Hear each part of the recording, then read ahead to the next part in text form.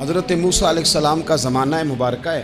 ایک شخص نے اپنے کزن کو، اپنے چچا کے بیٹے کو، چچا زاد کو قتل کر دیا اور خود ہی اس کا مدعی بن کے حضرت موسیٰ کے پاس آیا کہ بتائیے جناب میرے بھائی کو کس نے قتل کیا ہے۔ حضرت موسیٰ نے ایک سادی سی بات کی، کیا فرمایا؟ حضرت موسیٰ علیہ السلام نے اپنی قوم سے کہا کہ اللہ تمہیں حکم دیتا ہے کہ ایک گائے ذبح کرو، گائے کا کچھ حصہ مقتول کو مارو، وہ خود اٹھ کے بتا دے گا مجھے کس نے قتل کیا ہے۔ اب وہ چونکہ ذبح کرنا نہیں چاہ رہا تھا، اس کو پتا تھا کہ مجرم تو میں خود ہوں، یعنی لگا آپ میرے ساتھ مذاق کرتے ہیں، کبھی ایسا بھی ہوا ہے؟ حضرت موسیٰ علیہ السلام فرمانے لگے میں اللہ کی پناہ مانگتا ہوں میں جاہلوں میں سے ہو جاؤں، ہر وقت مذاق کرتے رہنا یہ تو جاہلوں کا طریقہ ہے۔ جب کہا نہیں ذبح کرنی ہے تو اب ذرا دیکھیے کرنا نہیں نہ چاہ رہے، کہنے لگے اے موسیٰ پھر آپ نہ رب سے دعا کریں کہ وہ ذرا کھول کے بتائے وہ گائے کس طرح کی ہو، ارادہ نہیں نہ ذبح کرنے۔ فرمایا کہ رب کہتا ہے وہ گائے نہ بوڑھی ہو نہ زیادہ بچیا ہو، ان کے درمیان ہو، یعنی جوان گائے ہو۔ کہنے لگے آپ دعا کریں رب سے کہ وہ کھول کے بتائے اس کا رنگ کس طرح کا ہو۔ فرمایا رب فرماتا ہے کہ صفرا رنگ کی ہو، یعنی گہرے زرد رنگ کی ہو۔ کہنے لگے نہیں آپ پھر دعا کریں اللہ ذرا کھول کے بتائے گائے کس طرح کی ہو، ہمیں ذرا گائے پر شبہ پڑ گیا ہے کس طرح کی ذبح کرنی چاہیے۔ پھر اللہ تعالیٰ نے فرمایا کہ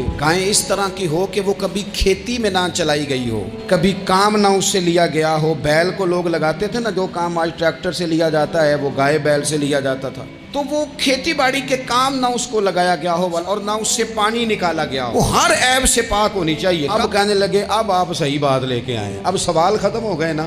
اچھا یہ گائیں پھر ملی کیسے؟ ایک نیک آدمی تھا تو اس کا آخری وقت آ گیا تو اس کے پاس جو کل جمع پونجی تھی وہ ایک بچیا تھی، گائیں کی بچی۔ اس نے اس طرح کیا کہ اس کی گردن پر ایک مہر لگائی، اللہ کے نام پر بطور امانت اس نے اس کو جنگل میں چھوڑا، کہا یا اللہ میرا بیٹا ایک ہی ہے وہ بھی چھوٹا ہے، اس کی حفاظت کرنا اور میرے بیٹے کو پہنچا دینا۔ بچہ بالغ ہو گیا، اس کی ماں نے کہا بیٹا جو امانتیں رب کے پاس رکھوائی جائیں نا ان میں خیانتیں نہیں ہوا کرتی، جا کے جنگل میں آواز دے تیری گائے واپس آ جائے گی۔ اس نے جا کے جنگل میں آواز دی کہ وہ جو میرے باپ نے امانت رکھوائی تھی وہ کدھر ہے؟